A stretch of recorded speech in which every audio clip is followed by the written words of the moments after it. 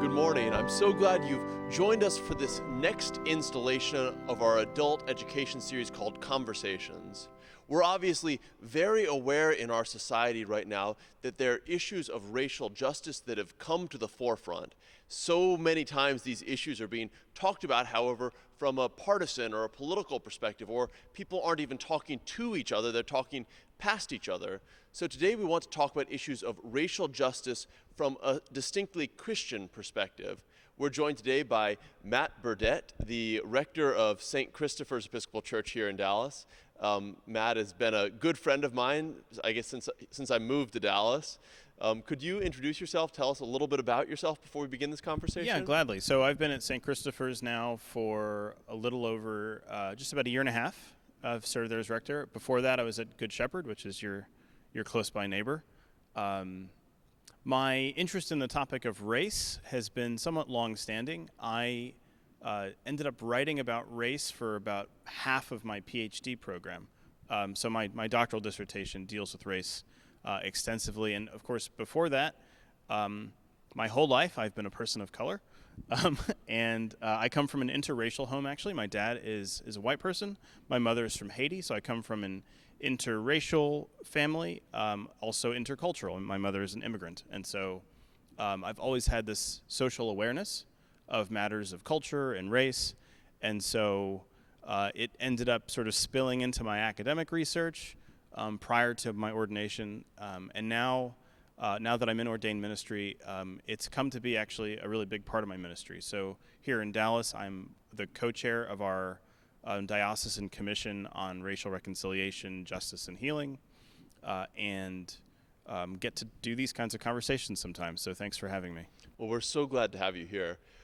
One of the things, so we're going to have a three-part series on this. And each one, we're going to look at some questions of terminology. So I want to start with a really basic term. What's the term people should be using, Black or African American? I know there have been different trends here, and can you speak to that a little bit? Sure. So these things are always in flux. In fact, just yesterday or the day before that, there was an article, I believe it was on NPR. I think it was NPR, that the word Latinx has been sort of used recently, and that's sort of a change from Latino or Latina, and of course previously more dominantly is still the word Hispanic. And so these things are in flux. When you're talking about a person who's Black, I usually use the word Black myself. I refer to myself as a Black person. There's a history here, which is really quite interesting. So in many ways, the way that we name things, of course, denotes a certain kind of value. And so given American history, the way that people of African descent have been named has always been kind of contentious. So if we think back just to the 1950s, the dominant word was Negro. And you may remember that at that time there was a push in publishing to get the word Negro capitalized. And then during the Civil Rights era, people like Dr. King would refer to just the Negro. And then a little bit on the more radical end of the political spectrum, you had people like Malcolm X who would say things like the so-called Negro, or he would say occasionally Afro-American. And he really pushed using the word Black. And so towards the end of King's career, after Malcolm X had already been assassinated, so between 1965 and 1968, a lot of Martin King's younger followers began to get really impatient with the way that things were progressing, and what erupted out of that was what we now know as kind of the Black Power movement. And so the term Black came to be immediately associated with not just Malcolm X and his kind of radical take on American racial issues, but now also the Black Power movement. And so from the outset, mainstream, what we might call just kind of mainstream liberals who were really sympathetic to the civil rights movement were really nervous about calling people Black. And so thereafter, the kind of synthesis of all this, of Afro-American, Negro, Black, African-American came to be dominant. And that's kind of, as I perceive it, has faded somewhat. Not all Black people in America are American citizens. Nor would all black people identify necessarily with Africa in any kind of meaningful way. Right? Black Americans have been in this country since before it was a country.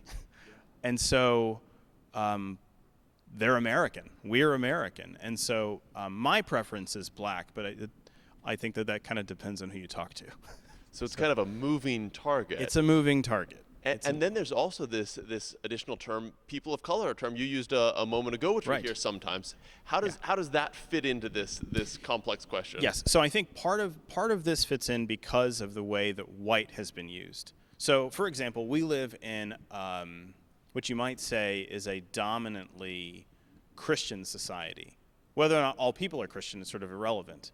We have the phrase non-Christian, right? None of us go around saying, "Well, I'm non-Muslim." Like, that doesn't make any sense here. In the same way, in a society that's historically been majority white, saying non-white doesn't really say what you are. And so I think person of color perhaps was a kind of hangover from the time when people were referred to as colored. But I think also now it's a way of saying a person who isn't white without simply using a negation. Mm-hmm.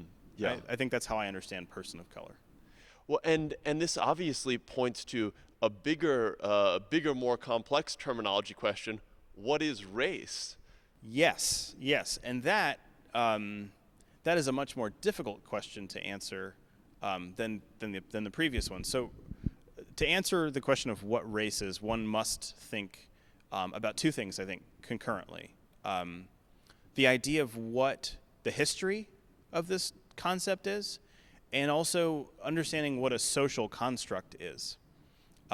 So all of us are familiar with social constructs, and they're not fictions. They're real aspects of our experience and our lives that are socially made. I was on the way over here, I was thinking of examples of social constructs to share with you, and one of them that I came up with, which is a little challenging, but I think captures it, is a child. So in different societies, what counts as a child is different, right? So like in our society, we might have a legal definition. A person under the age of 18 is legally a child. But in some cultures, right, a person might be considered an adult at 13 or at 12 or at 14. All kinds of different groups of people have different ways of defining what is a child. Now, we all know that you could refer to a child biologically. You could just say, like, well, there's a developmental thing going on here. And if you and I were to talk about human development, you might actually say, you're not an adult until your brain is fully formed, in which case I was just an adult a few weeks ago, or whatever, I think I just finally got a frontal lobe. So the point being, our notion of a child is a social construct. In the same way, race works that way. So I have a skin color, you have a skin color, other people have skin colors. Those things are, in fact, observable, right? We have these phenotypical aspects to ourselves. And yet, race is not, it doesn't have a one-to-one correlation. It's not like, well, people of this tone to this tone, this shade, count as this race, and people from this shade to this shade are this other race. That's not how it works at all. Race is very much a social construct. And to sort of identify what it is, we have to think about its history.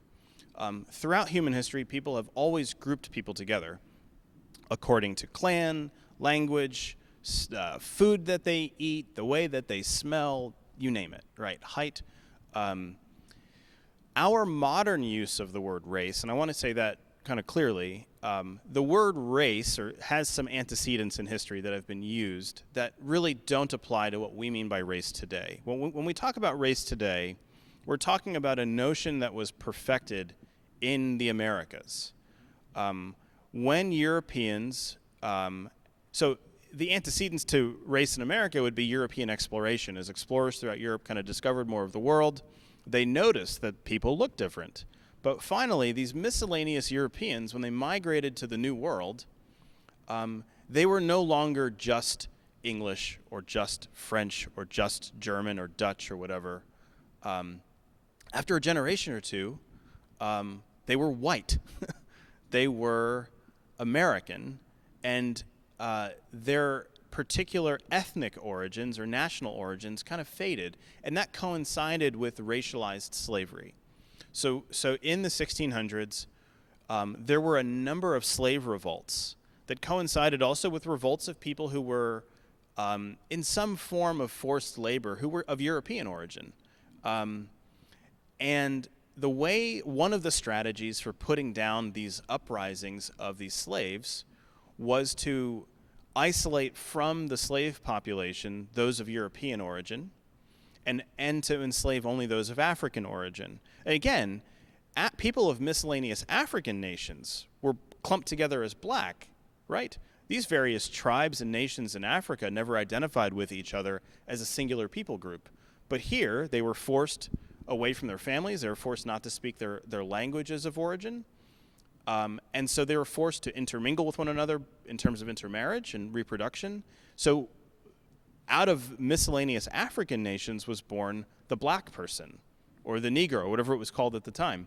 And simultaneously, you had a racialized group of people who were then liberated from forced labor, who may have then been hired as wage laborers, as a working class white person.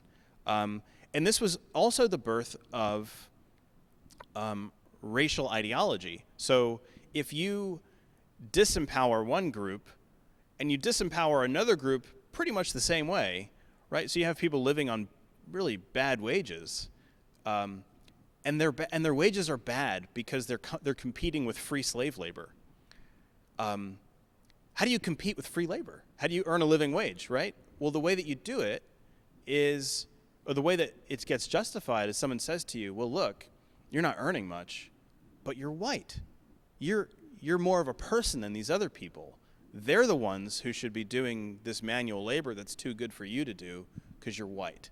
And so white supremacist ideology was born as a way of kind of pacifying poor white people who are poor precisely because of slavery. That's what I've heard some people argue, that some of the people most hurt were people of different races by slavery, not only black people, but it also became a way of disenfranchising and disempowering poor white people also. So it ended up kind of creating broader societal issues than only for one race. Absolutely. So the way that I would say it is that race and class are separate issues, but they're intimately related.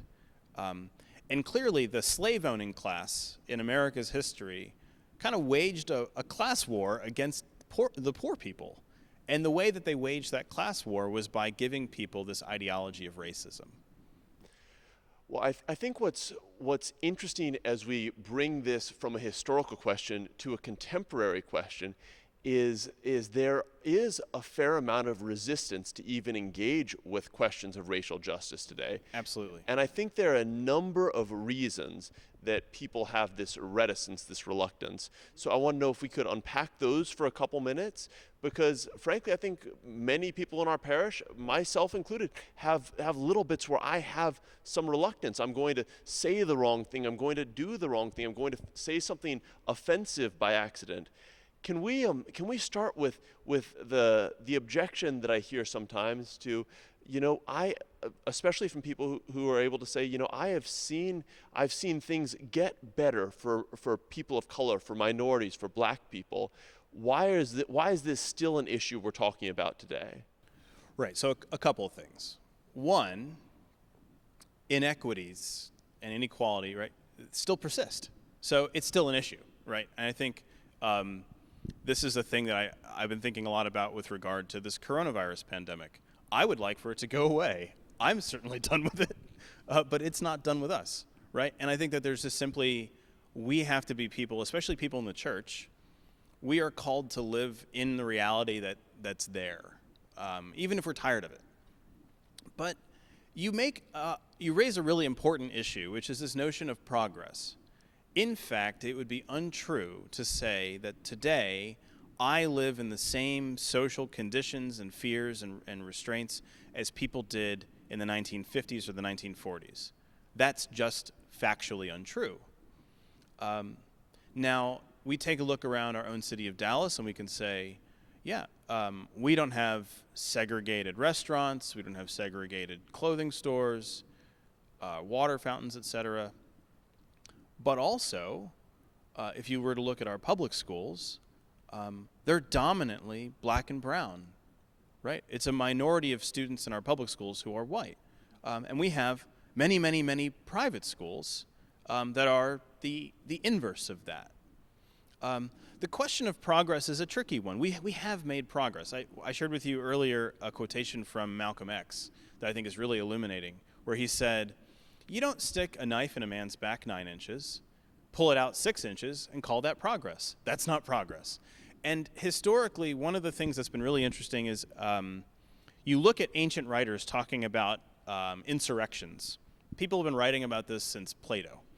And Plato and Aristotle would talk about trying to prevent the underclasses from uprising.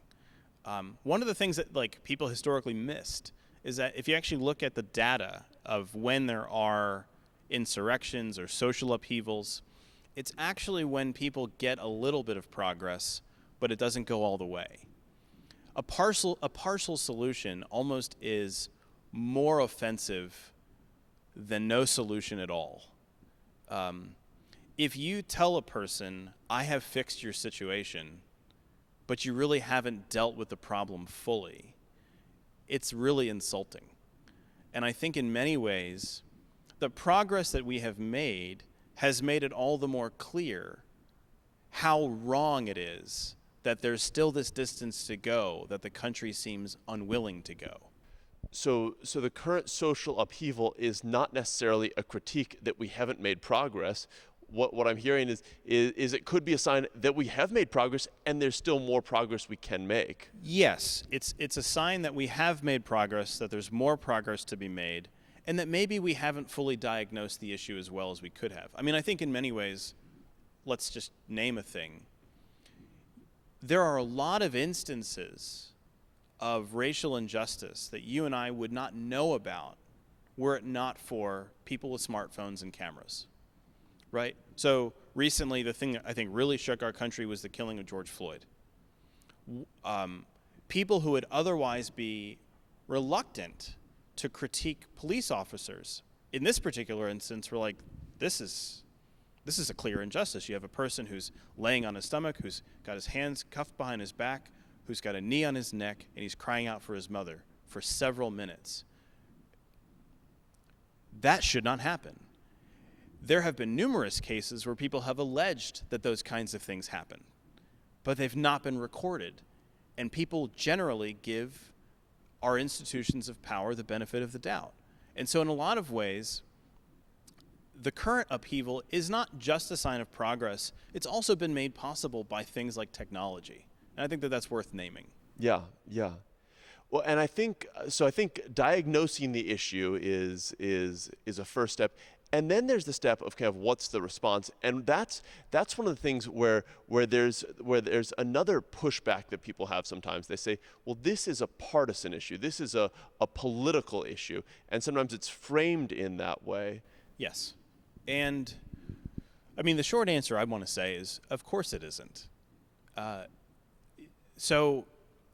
its classical definition, what is politics? It is when a community gets together and determines what it ought to do, right? Whenever we get together, whenever more than one person gets together to decide a moral future, we're doing politics, right? When I get together with my vestry and we decide what we're going to do with our budget, that has some political aspect to it. And I don't mean that in any kind of negative way. It just means, if we're going to decide to, say, financially support our local elementary school, that's political.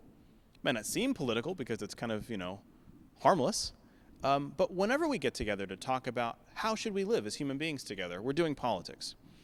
When it comes to being partisan, one way that we might differentiate partisan and political is to say there are, I think, common ends that we all want. Ask any person of any political stripe, and you say, do you think human beings should be given the freedom to thrive? No one's going to say no. right? Who says, no, I think some people should not thrive? No one says that. If we begin to ask questions, well, how should we go about making sure that people can thrive? There are a variety of answers. And I think good Christian humility says, none of us should presume that our perspective on the right answer is self-evidently true. I mean, I think one of the diseases that plagues our current culture is that everyone thinks that their opinion is self-evidently right. And it's just not true. What I believe, I think I believe for good reasons, but I think as a Christian, I'm called to be a person who listens to others and is willing to hear other people offer their wisdom, their perspectives, their experience as we think about our own moral future together. And also, a part of being a humble person is a willingness to change one's mind. So I think in the Christian community, we are a community that comes together to say, well, we know that as Christians we believe that all human beings are made in the image and likeness of God and are endowed by God with dignity, right? We who are Episcopalians go a step further in our baptismal vows, right? We promise to uphold the dignity of every human being, to seek Christ in others. So that's a thing that if you're an Episcopalian, you've signed up for. So the question is not whether you will seek and serve Christ in all people, loving your neighbor as yourself, etc. The question is what that actually looks like. So for us, even if you have some skepticism about whether the society that we live in is in fact still plagued by racial injustices, the Christian gesture of humility and charity is to say, my fellow Christians, my fellow human beings, say that they are not treated fairly. And I at least have an obligation to them to hear them out. Mm-hmm. And I have to have the humility and willingness to listen to that experience and possibly change my mind. There are these couple objections that people have that you know, maybe we've made progress. Maybe this is partisan, and there's a humility we're called to have to hear others speaking around us. Similarly, one of the other objections I hear related to this issue is people will say, we need to be doing more. We need to be pushing this agenda more. We need to be addressing this issue. We need to be out in the streets protesting.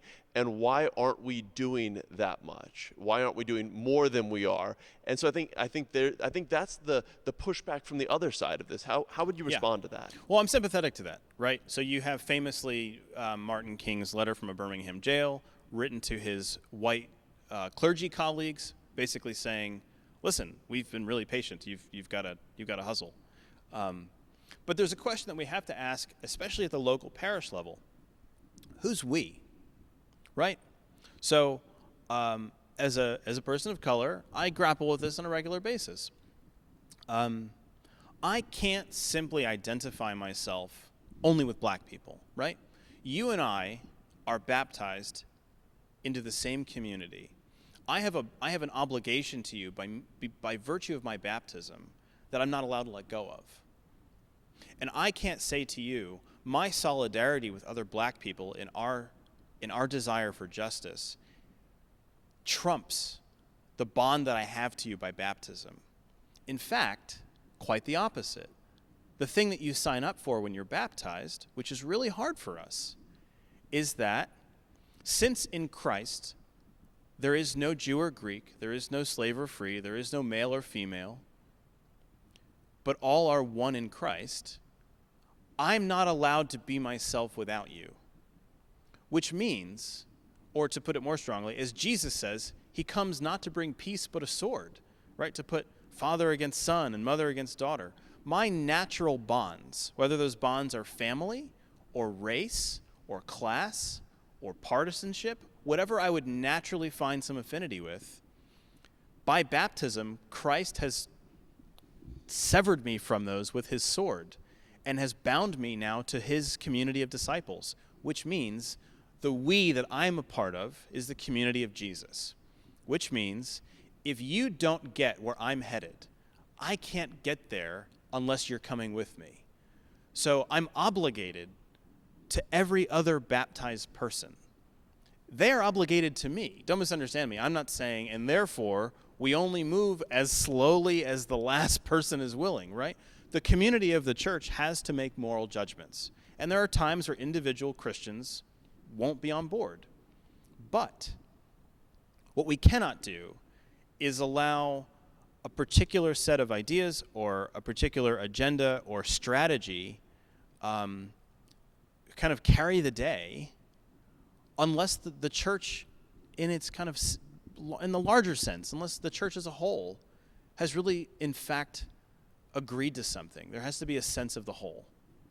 And what I hear in that is that no matter what assumptions I come into this question of racial justice carrying with me, I need to be able to listen to those who see things differently than me.